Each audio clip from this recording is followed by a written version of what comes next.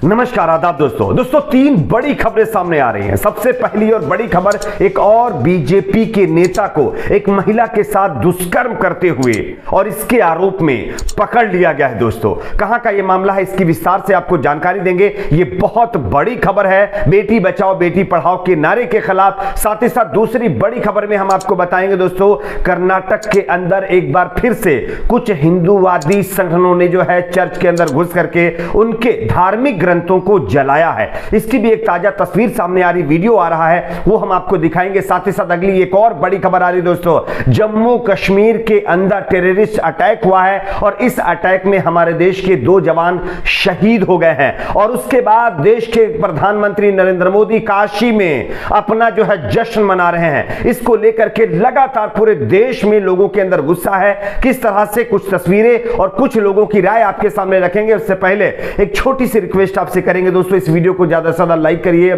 Share करिए, channel को subscribe करके बेल आइकन को जरूर प्रेस कर लीजिए। आप सभी जानते होंगे दोस्तों, देश के प्रधानमंत्री नरेंद्र मोदी जी के द्वारा एक मुहिम चलाई गई महिलाओं को लेकर के कि बेटी बचाओ बेटी पढ़ाओ। खैर, कुछ दिन पहले ही एक रिपोर्ट सामने आई जिसमें खुद महिलाओं की एक रिपोर्ट थी। उसमें कहा गया कि 80% बेटी बचाओ बेटी पढ़ाओ का जो पैसा, जो फंड है, वो एडवर्टाइजमेंट पे खर्च कर दिया गया। खैर, अब इसके बाद एक ताजा खबर सामने आ रही है दोस्तों कि एक और बीजेपी के नेता के ऊपर एक महिला के साथ दुष्कर्म करने के आरोप में उसको गिरफ्तार कर लिया गया है। हम आपको खबर भी दिखा रहे हैं, आप देख सकते हैं। खबर सामने आ रही, भारतीय जनता पार्टी के एक नेता जिसका नाम कन्हैया गिरी बताया जा रहा है, इसको पुलिस ने गिरफ्तार किया है, जिस पर आरोप है कि उसने पुलिसकर्मी बन करके नंदीग्राम के अंदर, नंदीग्राम क्षेत्र में रहने वाली महिला के साथ दुष्कर्म किया और उसकी वीडियो बना ली है। भाजपा नेता कन्हैया गिरी के खिलाफ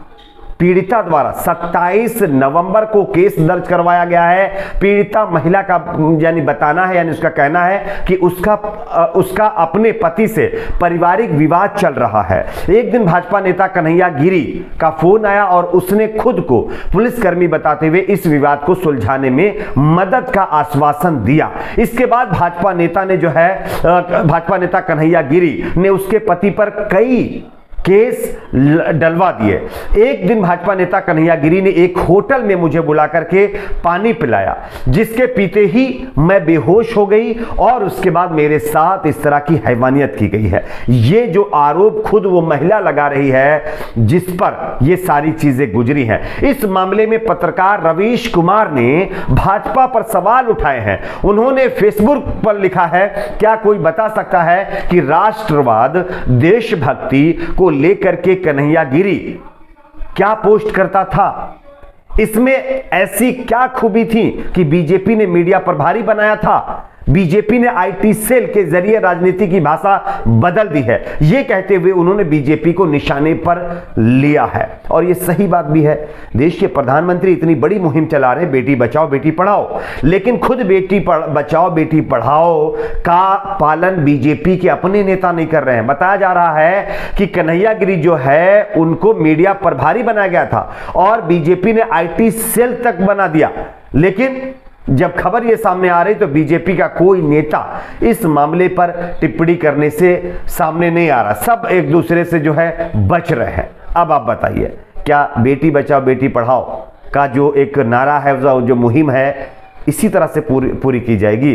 खैर, आपकी अपनी क्या राय है, नीचे कमेंट सेक्शन में अपनी राय को जरूर शेयर करिए। बात करते हैं अगली एक और बड़ी खबर की। हमारे देश में कुछ दिनों से, या कह लीजिए कुछ सालों से, लगातार कुछ धार्मिक संगठनों के द्वारा कुछ ऐसे रिलीजन है जिनको टारगेट किया जा रहा है।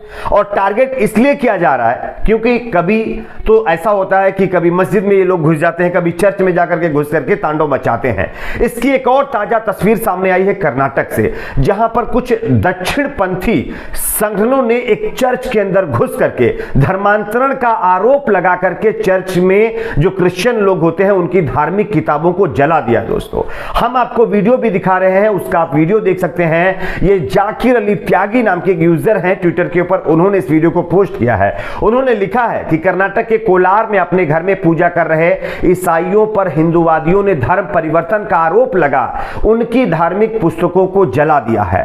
क्या आप भी यह कहने के लिए तैयार हैं कि लोकतंत्र में सभी को अपने अपने धर्म और मजहबों की पूजा करने की पूरी आजादी है? आप वीडियो भी देख सकते हैं, मैं आपको वीडियो भी दिखा रहा हूं। यह बहुत बड़ी खबर है दोस्तों। हमारे देश में लगातार कुछ ऐसे संगठन हैं जिनको पूरी तरह से खुली छूट दे रखी है, पूरी तरह से वो छुट्टा छोड़ दिए गए हैं कि जाइए, चाहे आप मस्जिद में घुस जाइए, चाहे आप चर्च में घुस जाइए, चाहे आप गुरुद्वारे में घुस जाइए, कहीं भी चले जाइए, आपको खुली फ्रीडम है। और ये लोग क्या करते हैं, जो काम जहां पर नहीं होता उस काम का आरोप लगा करके अंदर घुसते हैं, उसके बाद जिस तरह की घटना को अंजाम देते हैं उसकी तस्वीर आपके सामने है। इससे पहले कर्नाटक का यह मामला है। कर्नाटक में इससे पहले एक और मामला हुआ था, उसके बाद मध्य प्रदेश में हुआ था, उसके बाद उत्तराखंड में हुआ था, उसके बाद जो हरियाणा के अंदर हुआ था। कई जगहों पर जो क्रिश्चियन हैं उनके चर्चों के अंदर तोड़फोड़ के, एक दिल्ली का भी मामला कुछ दिन पहले आया था। तो धर्मांतरण का आरोप लगा करके चर्चों के अंदर एंट्री की जा रही है, उसके बाद उनके धार्मिक ग्रंथों को जलाया जा रहा है। क्या हमारे देश में इसी तरह की आजादी आज लोगों को दी जा रही है? खैर, बात करते हैं अगली एक और बड़ी खबर की। अगली बड़ी खबर दोस्तों आ रही है कि हमारे देश के 2 और जवान इस दुनिया में नहीं रहे, शहीद हो गए। जम्मू कश्मीर के अंदर कुछ दहशतगर्द हैवान लोगों ने हमारे देश के जवानों के ऊपर अटैक किया, जिसमें हमारे देश के 12 जवान घायल हुए और 2 जवान इस दुनिया में नहीं रहे।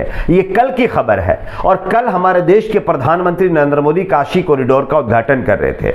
जब यह हादसा हुआ उसके बाद से भी प्रधानमंत्री नरेंद्र मोदी ने अपने कार्यक्रम को ना तो पोस्टपोन किया, ना उसको किसी तरह से जो है छोड़ा। 2 तस्वीरें मैं आपको दिखा रहा हूं, एक जम्मू कश्मीर में हमले की और एक तस्वीर काशी के अंदर। बताया जा रहा है कि जब जवानों पर हमला हुआ और इसकी जानकारी पीएमओ तक पहुंच गई, उसके बावजूद भी काशी के अंदर देश के प्रधानमंत्री नरेंद्र मोदी किस तरह से जश्न मना रहे थे, आपके सामने ये तस्वीरें हैं। ये मैं नहीं कह रहा हूं, ये देश के लोग कह रहे हैं। ट्विटर के ऊपर कई लोगों ने इस तरह की टिप्पणियां की हैं।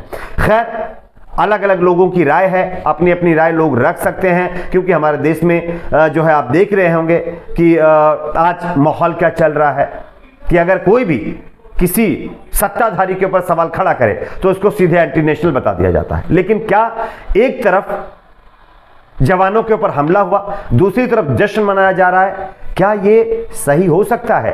काश इस जगह पर किसी दूसरी पार्टी का नेता या कोई बड़ा अधिकारी होता तो अब तक न जाने कितने आईटी सेल के लोग लग गए होते, न जाने कितने मीडिया वाले, चैनल वाले अभी तक डिबेट कर चुके होते। लेकिन मामला आकाओं का है तो पूरी तरह से खामोशी पसरी हुई है। खैर, आप लोगों की अपनी इस पर क्या राय है?